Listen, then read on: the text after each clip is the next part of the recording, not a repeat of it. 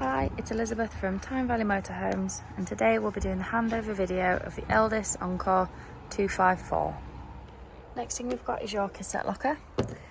So you want to make sure that the blade is closed on the inside of the toilet, and then you can pull the orange handle up and slide the cassette out. And then just twist and unscrew, take the cap off, and then you can empty it. At the same time pushing your orange button. This just allows some air in and stops it from plugging. You then want to give it a good swirl around with some clean water, empty that out again, and then put some blue or green liquid in your cap, put it back on, and it's ready for use again. Next thing you'll come to is your hookup point. So when you're connecting your cable to the vehicle, you want to lift the cap on the cable and then align it to your hookup point and push it on so it's connected. And then always connect your cable to the vehicle first and then the mains. And then when disconnecting, disconnect from the mains and then the vehicle, so you're never walking around with a live lead. Next you've got your external locker that leads to under the bed storage, so you have internal and external access. And next we've got your gas locker, so this will hold two 6-kilogram gas bottles. And then when you're attaching your pigtail to the gas bottle, it's left to tighten, right to loosen, opposite way around being gas. And then when you turn the gas flow on and off, it's the top dial here. Always make sure you have it turned on before you travel anywhere. Under the vehicle, behind your rear wheel on your driver's side, we've got your fresh water drain off point. So when you want to empty the tank, you just twist the handle round and then all your fresh water will drain out. You want to do this when you are winterizing your vehicle, so you don't leave any water in the tanks to freeze and cause frost damage through the colder months.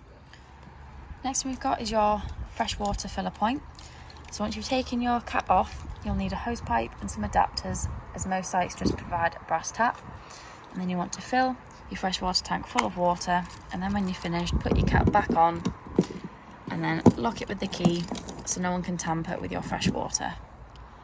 At the back of the vehicle at the top, we've got your reversing camera. And we've got your nice large window for your rear bedroom, and then we've got your double bike rack.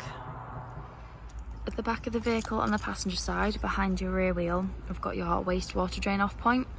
So again, you just want to twist the handle around to open and close. You want to do this when you're leaving a site, so you're not travelling home with the extra weight of your wastewater. Also, when you're winterising your vehicle, you don't want to leave any water in the tank to freeze and cause frost damage. Just behind your habitation door, we've got your external barbecue point. You'll need an adapter and a length of hose to connect to your Cadillac and barbecue. And then once you've got your gas flow through the vehicle, you can turn the red handle to the same direction as the gas pipe, and then you'll get your flow of gas to use on your barbecue. Just behind your passenger door, we've got your diesel and AdBlue. So you'll need your ignition key to open up the diesel cap. And then when you're filling up the AdBlue, you can go to petrol stations or you can buy it in the drums. At the front of the door, we've got your bonnet release. First thing you want to do when you get into your vehicle is turn your main control panel on.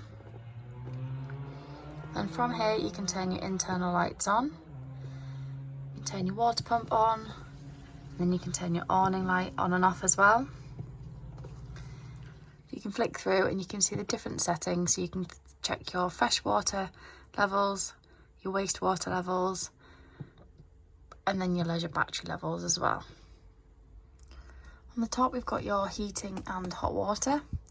So the top one is your heating, so you can go from 30 degrees all the way down to 5 degrees.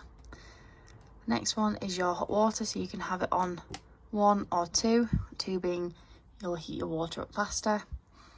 And then you can choose whether you have it on 1, 2 or 3 kilowatts of electricity, or you can pick your gas. You can have your gas and electric on at the same time, or you can just use one or the other. Here we have all 3 of your gas burner hobs working. Just remember that once you've used them, you want to let the metal fully cool before you put the glass lid down, otherwise it will shatter. Here we've got your oven working on gas. Here we've got your grill working on gas. Here we've got your hot water running. You might not be able to see the steam, but the water is hot and up to temperature. Underneath the bed at the back of the vehicle, we've got your boiler drain down valve. So when you're winterising your vehicle, you want to lift this valve up and let all the water drain out. This is so you don't get any frozen water in your boiler through the winter months to cause frost damage. But when you want to use your vehicle again, bring the switch back down flat so the water doesn't continuously drain out of your boiler. So here we've got your under bed storage. When you finish, you just gently bring your bed back down. And then when you're ready to sleep, you just want to pull the base of the bed forward and then the bed will go flat and you'll be able to have a good night's rest. When you want to use your fridge, you just open it, and then at the top here on the inside of the door, you can turn your fridge on and then your blue lights will come on. And then from here you can manually pick if you have it on hookup, gas, or vehicle battery. And then the thermometer here, you can click and change the temperature, 1 being the lowest, 5 being the coldest. So in the bathroom we've got your shower basin, we've got your sink, 2 large mirrors, your shower, and then we've also got a skylight. Then we've also got 2 large cupboards. We've got a radiator and your toilet. So when you want to use your toilet, make sure you've got your water pump turned on, and then you can press the flush. And then to open and shut the blade, you just pull the grey lever forwards and then back to shut it. Always making sure you keep the blade and the lid closed to keep any smells out of the bathroom. When you want to make your front lounge into a bed, what you want to do is pull the base of each chair forward and into the middle. And then what you want to do is bring your base cushions into the middle and then put your backrest into the gap behind. Once you've got your cushions down, there's still a slight gap. So what you want to do is grab your filler cushion and then pull all the cushions to one side. And then what you want to do is just pop your cushion in the gap that's left. And then you've got your bed all made up, ready to sleep on. To make your travelling seat up in the front of the vehicle, first thing you want to do is lift the whole base of the bench up. And then there's 2 levers that you want to press in to lower this down. So it then looks like that, if it's flat. And when you come to the chair, the first thing you want to do is lift up the backrest up so it's kind of at an angle. So once you've got your backrest at an angle, you then want to pull this lever and lift the whole of the back of the seat up at the same time. You then want to pull this lever and straighten the back of the chair up. You then want to lift your base of the seat up and then get these 2 bits of metal to slide into here so it locks in place. To put the chair back,